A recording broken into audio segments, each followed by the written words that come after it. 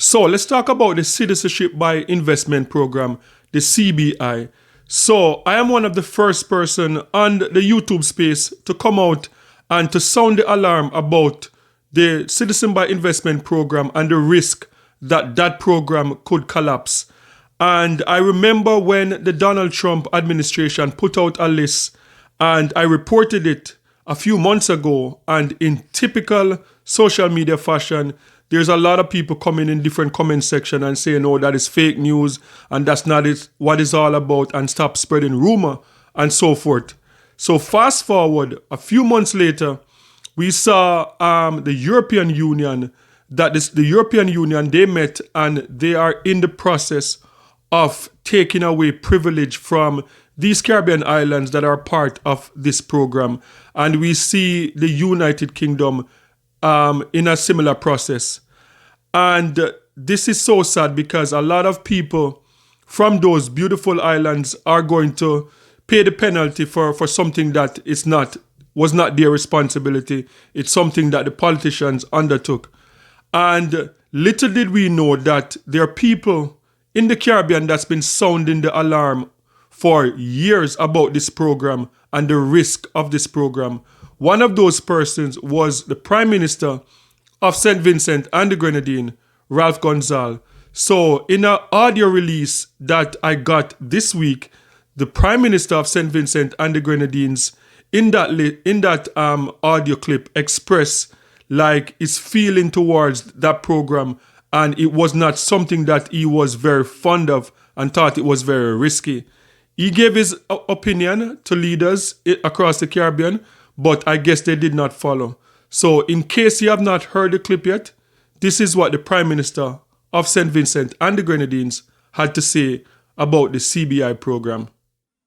I have warned this country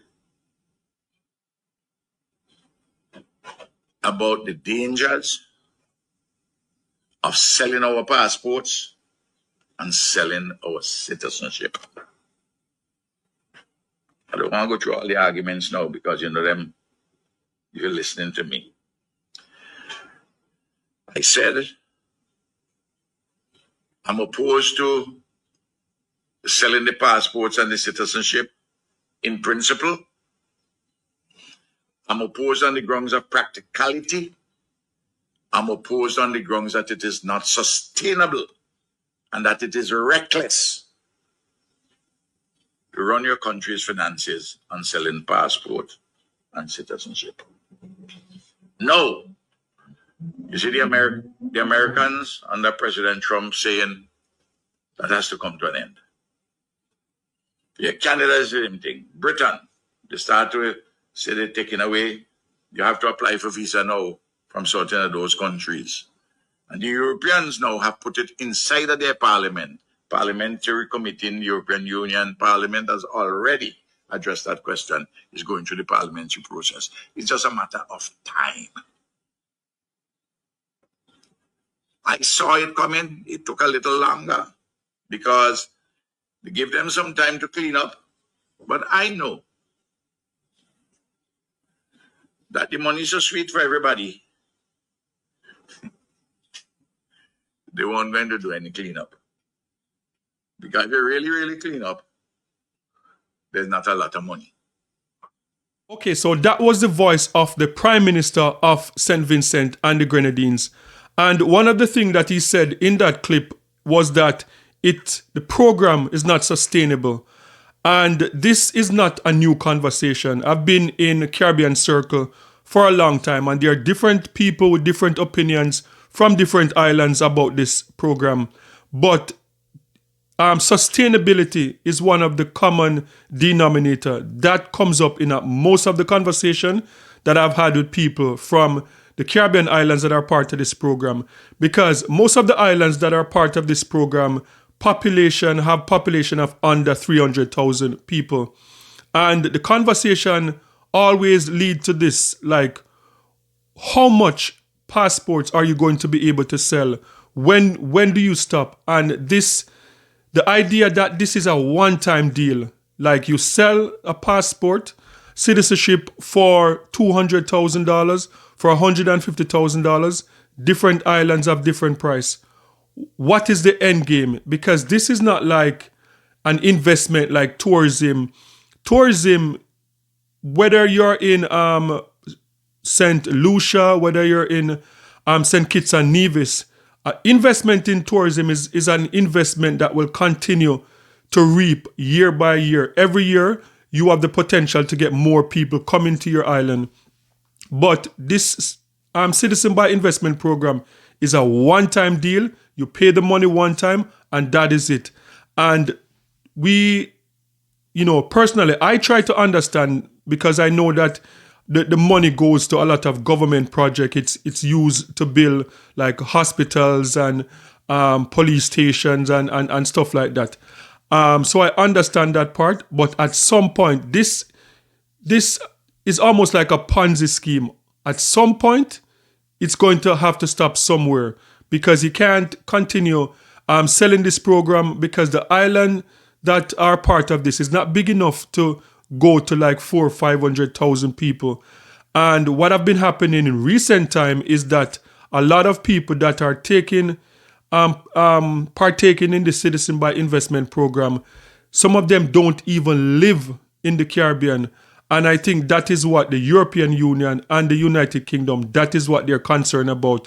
That the fact that someone could just get a passport from St. Kitts and Nevis, and it would give them visa-free access to most of the countries in Europe. And with the visa-free access, you just show up like in the UK, you show up like in Ireland, you show up different places in Europe. And that was one of the problem with it. So guys, sound off in the comment section and let me know, what are your thoughts about this? What do you think about what the Prime Minister of St. Vincent had to say about this program? Do you think the Prime Minister was too harsh? And one of the things I've learned over the years, when you get a bit older, they always say from when I was a child that, older people, they have no filter.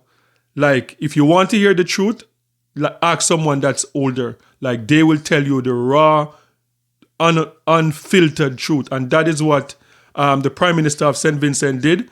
I don't know. He's probably going to make some enemies from the islands that are part of this. I think a lot of them won't like the way that he came out at how he approached this. But the truth is the truth. And that is it. So sound off in the comment section and let me know your thoughts on this. What do you think about what the Prime Minister of St. Vincent had to say? Okay, so up next, let's talk Caribbean social media. Let's talk about Instagram. Let's talk about TikTok in the Caribbean. I would say the Caribbean social media is one of the most festive region in terms of what people post. Like, you can just stay on your phone and you'll get like laughs every single day. Like every second of the day, you'll be just laughing your face off.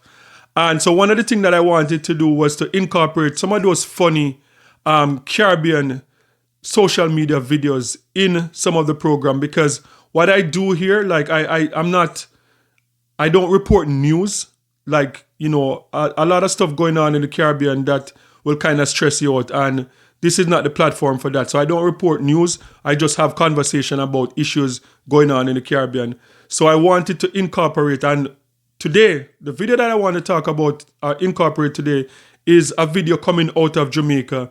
And this young man in the video is saying that, look, Jamaican women are the best, but at the same time, they are the worst.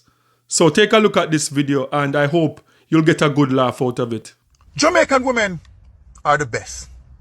The absolute best in the world of women. Jamaican women are top tier.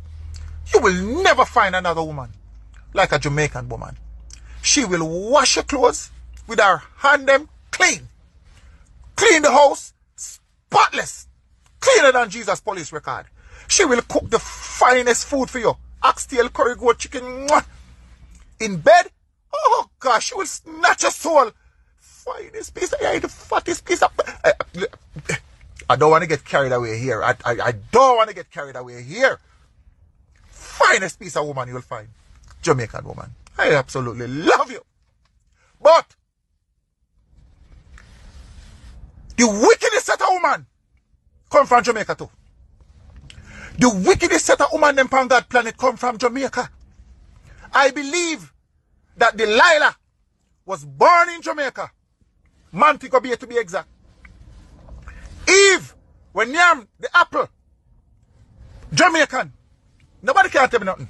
Eve come from St. Mary. Who can't tell me nothing. Wickedest set of woman I can find. Jamaican woman. Listen to me. Dealing with a Jamaican woman is not for the weak of heart. Or else you will get burned until you burn up. You will get burned until your belly bang like you work at bakery. How you is a baker, you will get the whole national bakery of bun. You will get cheated on until there's no more cheat in the name of cheating. Dealing with a Jamaican woman. A study was conducted the other day. Let me prove my point. And it said 70% of DNA conducted in Jamaica. Paternity tests conducted in Jamaica. 70% are not the biological father. Do you understand that only 30 out of every 100 man are the biological father? 30 out of every 100 men are the father. That means a 70 not. Mr. A, when I see that study there, you know, I call the whole of my children them. I examine them. I call everybody. I say, yo, their nose big like mine? Or them walk like me, them turn up like me, them have the same, them have this, them. Wickedness. But I still love my Jamaican woman though. I'm not children of the world. But you have to strong to deal with Jamaican woman. Okay, so that was it. So, my Jamaican ladies, is he right? Are you guys the best and the worst? Sound off in the comment section and let me know your thoughts. Which one do you identify with that this young man was talking about? Just let me know in the comment section. And don't forget to like, share, and subscribe for more amazing content. And remember, peace. I'm out.